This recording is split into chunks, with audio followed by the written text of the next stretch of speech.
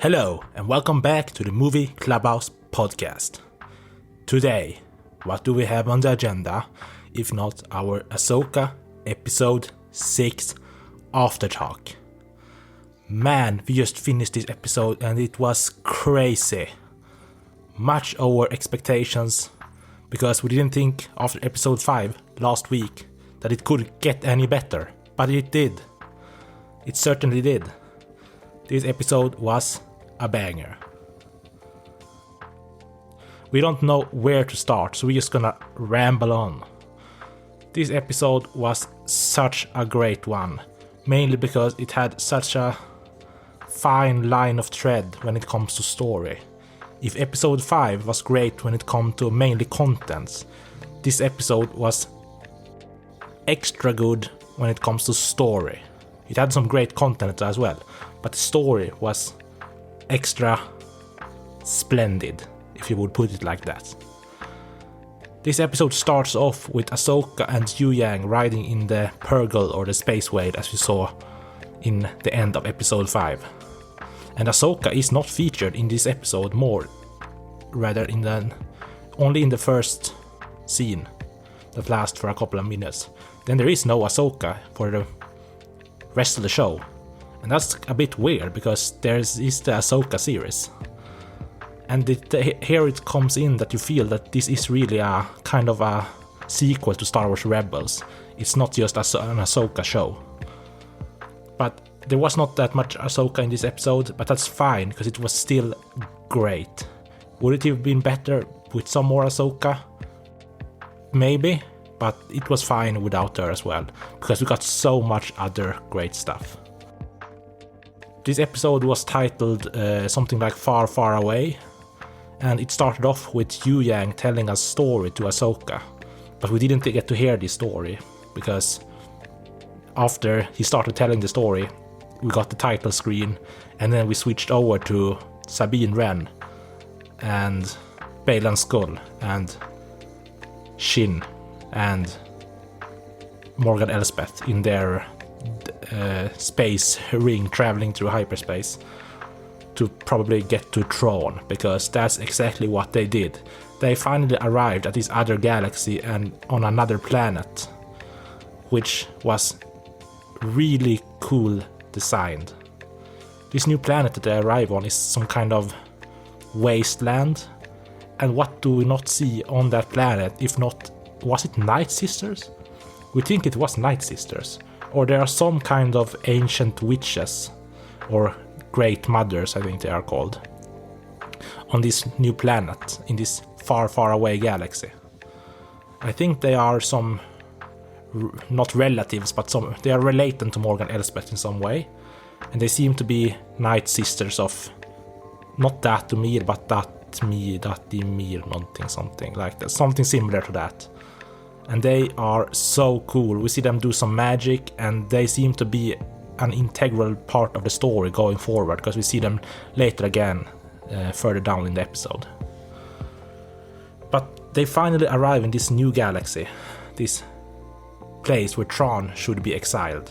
And so much stuff happens on this planet in this like 48 minutes long episode, which is also again a perfect length for a Star Wars episode. When you feel like all the time, 48 minutes, when you feel like all the time you are enjoying watching it. Not like there are some scenes that feel slow or that are a little bit boring, but when you enjoy watching something all the time, then you know it's really great. That should be the case also for 2-hour and 3-hour movies, but that's a little bit harder because they have to go a little bit up and down in pace. And this episode did that too, but I just want to say that it felt great watching it all the time. Skipping forward a bit, we see them land at this big like castle surrounded by some big ancient statues, and that's where they meet these great mothers or witches. And later on we finally see Thrawn appear. Thrawn comes down with his big Star Destroyer, and he has some weird ass clone army that looks something like regular stormtroopers merged with samurais, and he has some general called Enoch or something like that. They look really cool designed. And then we see the final entrance of Thrawn. It looks great. It's so epic. It's so menacing. I feel, however, that his entrance could have been more hyped, or more hyped when it came down to it. It has been hyped for a long time, but it wasn't that epic when it finally come down to it. He just walked down his Star Destroyer, basically, surrounded by the clone army. It wasn't bad in any way, but it could have been better if you ask me. But that's just a minor thing I noticed. Then we finally get to see Thrawn, played by Lars Mikkelsen, I think. Yes. Who also played or did the voice to him in Clone Wars. He looks not perfect, but he looks great still. He speaks with this really menacing but wise voice, which sounds really scary actually. He does the voice work really great. I don't know if I loved the overall look of him in live action. His suit was a little bit weird. It kind of seemed like a little bit puffed up, like he was, but that was maybe just his type of suit, I guess, because he looked like he was a little bit like Baymax from Big Hero 6, almost. That felt a little bit weird, but that's also fine. And we also get some scenes with Sabine Wren and Thrawn, and they have some menacing chemistry, some scary, not scary talk, they don't have that, but they have some discussion going on, and then they let Sabine go off searching for Ezra on this planet, because he doesn't seem to be with Thrawn in this Star Destroyer. He is down somewhere on this wasteland planet. And we then see Sabine get away, searching for Ezra, and we see her get this kind of dog-similar creature that she rides on.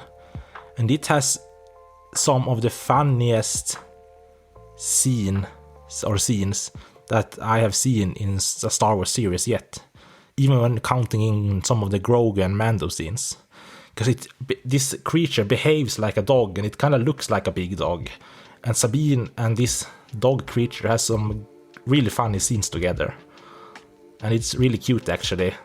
It's nice to have this contrast with some cute scenes in addition to these menacing scenes with Thrawn and the Night Sisters, etc. But we then see Sabine go on to fight some bandits, and then she's also followed by Baylan Skoll and Shin. But we don't get to see that much more of that. They follow her through this episode, and that's probably gonna go on for the next episode. But Sabine then finds some other type of creature that looks like a turtle, or there are multiple instances of them. They look like turtles with rocks for shells, and they look so cute. And then they take Sabine and her dog-like friend over to their village that they have. And there are so many instances of this creature that it looks so adorable. And there, it happens. Who is not there? Who do we get to see, if not Ezra Bridger? One scene, Sabine stands in his village, the camera pans over, and who is standing behind her, if not a very bearded and a little bit rugged Ezra Bridger. We get the most beautiful reunion scene, and it almost made me tear up, even though I have not watched the whole Rebel series. Ezra Bridger looks a lot different than he did in this series anyway, but there is this beautiful reunion still, and we get some of the first voice lines between Ezra and Sabine. And the episode kind of ends after that, some more scenes, and then it ends. But there is this beautiful reunion scene, and it's finally great to see Ezra back in action. He says that he's so happy that she came, and that he's longing to go home. But what Sabine doesn't tell him is that Thrawn is now going to come back, and that she may have just given Thrawn the access he needed to exit this exile that he is in this galaxy far, far away, where Ezra is also. But that was a beautiful reunion. These creatures that he was with rock shells were so cute. Disney would probably sell some plushes of them and make some millions, but that's fine. They were really cute.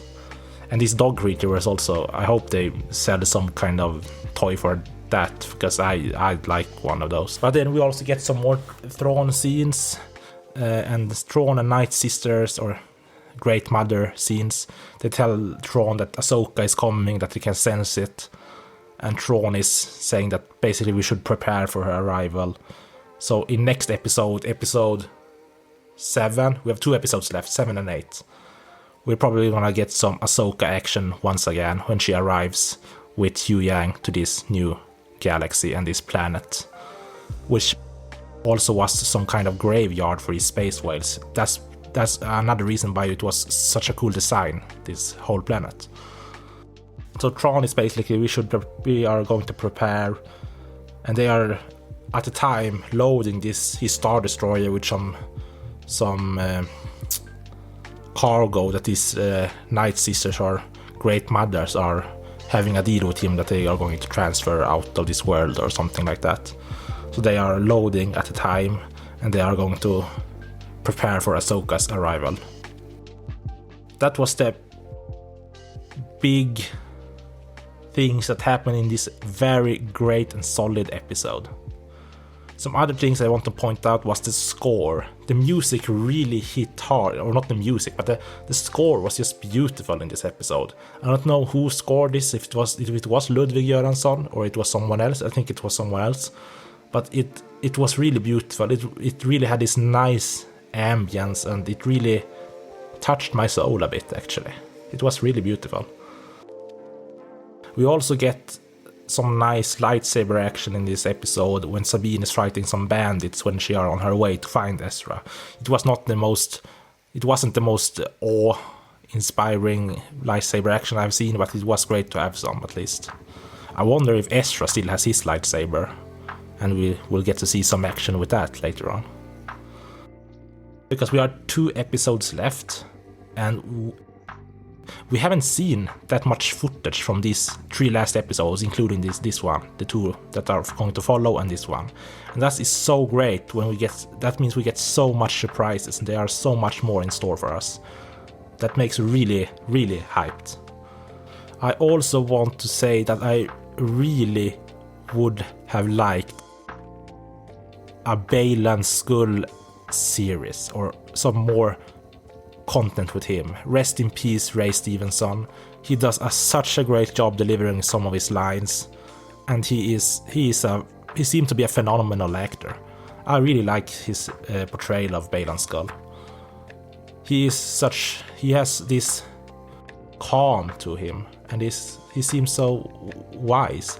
There are some scenes when he's speaking with his apprentice Shinden, I guess, and they have such calm and thoughtful conversations. I would love to have seen more content with him, because he's a great character. We will see what happens with him through the last 2 episodes, but I hope we get some more scenes, because he does such a great job. Some moments where rest in peace, Ray Stevenson. This episode also had such a great flow. It had this calm but menacing flow going through the whole thing. We have this calm starting with Huyang telling Ahsoka this story that we don't get to hear, but starting to tell her this story. And then we get into some more menacing points with Thrawn, and then it gets more calm again with Sabine and then Ezra, and some more menacing stuff at the end. This episode just flows so great. It has a really great flow.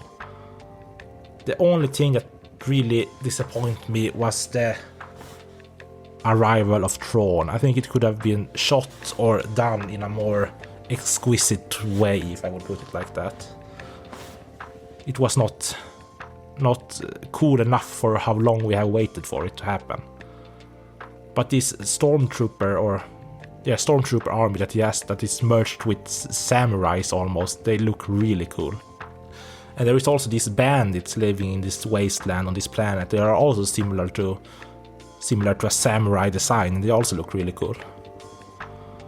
And Sabine, of course, fights some of them, and Baylan Skull and Shin also encounters them later on. There was actually some moments where I thought that Ezra might actually be dead. That he was maybe buried somewhere on this planet. And if we would have gone down that route, if like Sabine finds Ezra's grave or something like that, poorly buried on this otherwise graveyard planet, that would be really heartbreaking. It would be an interesting road to go, but it would probably not be the best way. But I thought that might happen because of what Thrawn actually said. It almost felt like we get a little bit too much in this episode, both with the entrance of Thrawn and then seeing Ezra at the end. I would have liked maybe a better introduction to Thrawn, a more menacing one, and then maybe not that much scenes with him. I of course want scenes with Thrawn and Lars Mikkelsen, but maybe they should have moved some of them over to episode 7 and 8 to get this more thrilling experience. It is more that now we're finally going to get some more scenes with him. But we felt really filled up after this episode that we are totally satisfied with this week's content that Star Wars brought us, and it was a great episode. I also want to add that there was one scene when Morgan Elsbeth, Shin, and Baylan Skoll exited hyperspace with their like ring-formed ship. It looked really cool when they exited hyperspace. I just wanted to add that. A really cool scene, visually. Have you seen the episode yet? Let us know what you thought of it in that case over on X, as it's called now, or maybe on YouTube or on Instagram. You can find us almost everywhere at the Movie Clubhouse. Because this was everything for this After Talk show. If you want, only if you want, you can leave a review if you think this is a great podcast, or you can turn on notifications so you know when further episodes or newer episodes are dropping. That was all for this After Talk. We are really looking forward to episode 7 and 8. But until you see you again, have a great time watching.